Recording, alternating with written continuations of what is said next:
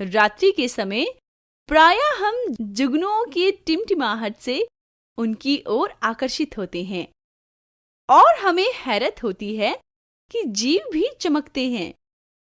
किसी जीव से प्रकाश उत्सर्जन की इस क्रिया को जीव दीप्ति कहा जाता है।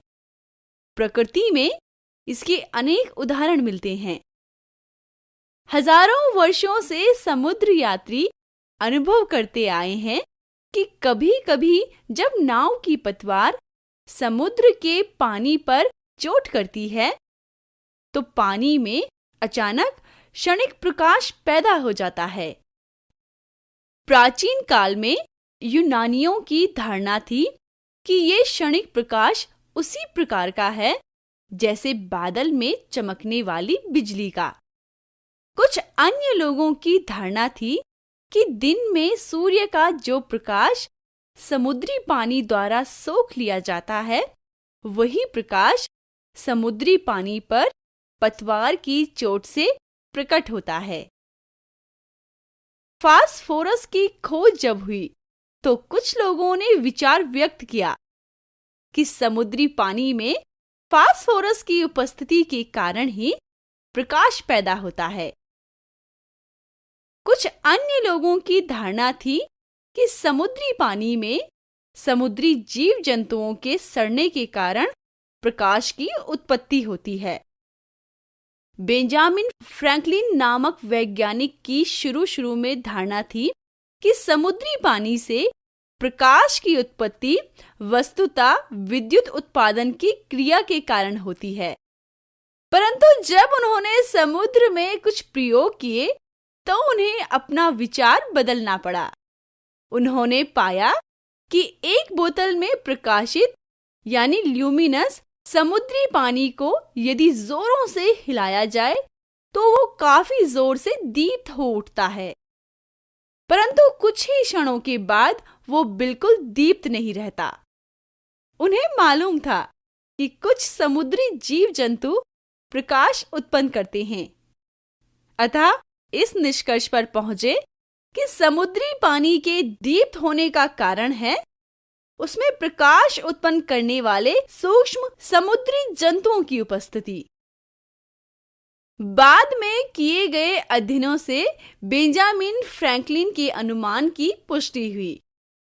वस्तुतः समुद्री पानी में प्रकाश उत्पादन उसमें उपस्थित सूक्ष्म जंतु प्रकाशमान ल्यूमिनस प्रोटोजोआ के कारण होता है। इस प्रकार के प्रोटोजोआ फ्लैजेलेट कहे जाते हैं। ये समुद्र की सतह के ऊपर तैरते रहते हैं तथा किसी वजह से पानी में हलचल पैदा होने पर प्रकाश का उत्सर्जन करते हैं। जो लोग समुद्र के किनारे रहते हैं उन्होंने रात में मृत मछलियों को चमकते हुए अवश्य देखा होगा। वस्तुतः ये प्रकाश मृत मछलियों द्वारा उत्पन्न नहीं किया जाता, बल्कि उन पर पनपने वाले बैक्टीरिया द्वारा उत्पन्न किया जाता है। इसी प्रकार कच्चे मांस के टुकड़ों को यदि ठंडे या अंधेरे कमरे में लटका दिया जाए तो बैक्टीरिया पनपने के कारण वे भी प्रकाशित हो उठते हैं। प्रकाश उत्पन्न करने वाले कुछ जीवधारी तो नंगी आंखों से देखे जा सकते हैं, जबकि कुछ अन्य को देखने के लिए माइक्रोस्कोप की सहायता लेना आवश्यक हो जाता है। अब तक प्राप्त जानकारी के अनुसार जीवधारियों के 40 समूह ऐसे हैं जो प्रकाश का उत्सर्जन करते पाए गए हैं। स्थलीय जंतुओं में अनेक प्रकाशमान किस्में हैं। कीटों में अनेक प्रकार के जुगनू, स्प्रिंगटेल तथा फुलगोरा इत्यादि प्रकाश का उत्सर्जन करते पाए गए हैं। इनके अतिरिक्त कुछ कण खजूरे, केंचुए तथा घोंगे भी प्रकाश का उत्सर्जन करते देखे गए हैं। प्रकाश का उत्सर्जन करने वाले अधिकांश जंतु बड़े-बड़े समुद्रों में पाए जाते हैं। उदाहरणार्थ सूक्ष्म प्रोटोजोआ, जलसोक, स्पॉन्ज, जेलीफिश तथा साइनोफोर इत्यादि। प्रकाश का उत्सर्जन करने वाले अधिकांश समुद्री जीव प्रायः काफी अधिक गहराई में पाए जाते हैं, परंतु कई जीव समुद्र की सतह पर ही तैरते रहते हैं। मीठे जल में रहने वाला अभी तक एक ही जीव प्रकाश का उत्सर्जन करता देखा गया है।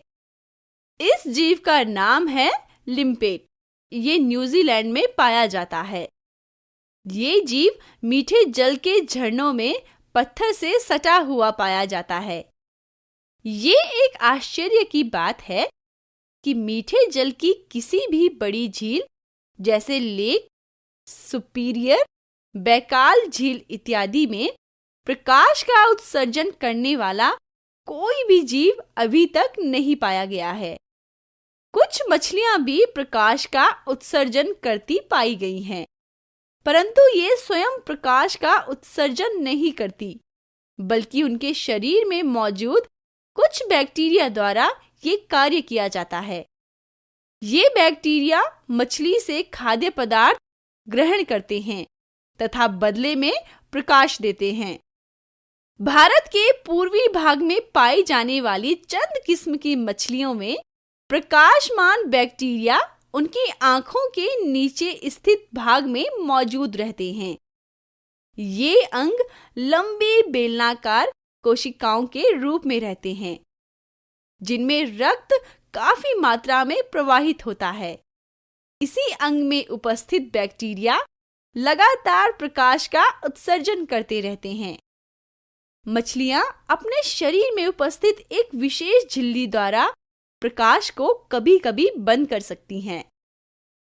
अब एक महत्वपूर्ण प्रश्न ये उठता है कि जुगनू तथा उपर्युक्त अन्य जीव जंतु किस प्रकार प्रकाश का उत्सर्जन करते हैं।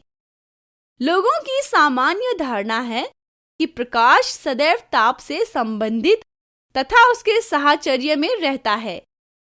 जितने भी प्रकाश स्रोत हम देखते हैं, चाहे वो सूर्य जैसा विशाल तारा हो या घर में जलने वाला छोटा सा दीपक, उन सभी का ताप से गहरा संबंध एवं साहचर्य रहता है। परंतु ये गौर करने की बात है कि यदि जैविक प्रकाश भी ताप के साहचर्य में रहेगा, तो उस जीव का अस्तित्व खतरे में पड़ जाएगा। सामान्य तौर पर जिस तापमान पर प्रकाश प्राप्त होता है, वो तापमान जीवों के लिए घातक होता है। उस तापमान पर प्रकाश उत्पन्न करने वाला जीव स्वयं जलकर नष्ट हो जाएगा। अतः स्वाभाविक तौर पर यह निष्कर्ष निकलता है कि जीवों द्वारा जो प्रकाश पैदा होता है, उसका ताप से साहचर्य नहीं होना चाहिए।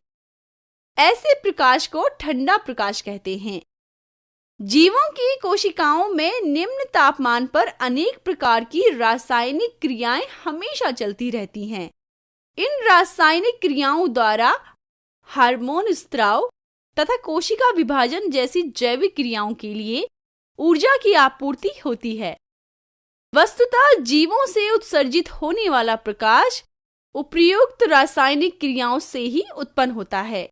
इसे रसायन दीप्ति कहा जाता है। फ्रांस का राफेल ड्यूबॉइस संसार का पहला वैज्ञानिक था, जिसने सन 1881 में बताया कि जीवों में उत्सर्जित होने वाला प्रकाश रसायन दीप्ति श्रेणी कैथिल्यूमिने का है। उसने बताया कि जैविक प्रकाश एक रासायनिक क्रिया के कारण उत्पन्न होता है। इस क्रिया में ल्यूसीफेरिन नामक पदार्थ शामिल रहता है। ल्यूसीफेरिन एक एंजाइम की उपस्थिति में ऑक्सीजन से संयोग करता है तथा इसी के कारण जीव में प्रकाश की उत्पत्ति होती है। प्रकाश उत्सर्जन में एंजाइम की खपत नहीं होती है, बल्कि वो सिर्फ उत्प्रेरक का काम करता है।